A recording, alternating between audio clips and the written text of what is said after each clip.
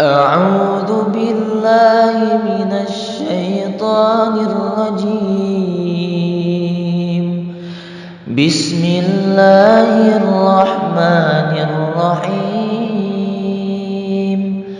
اللهم صل وسلم على سيدنا محمد كريم الآباء والأمهات.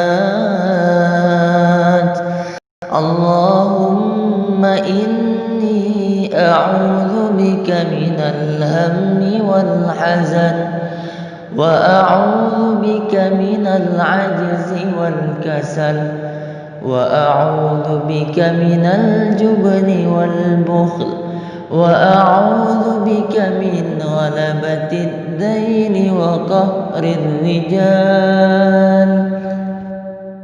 اللهم إني أعوذ بك من الهم والحزن، وأعوذ بك من العجز والكسل، وأعوذ بك من الجبن والبخل، وأعوذ بك من غلبة الدين وقهر الرجال.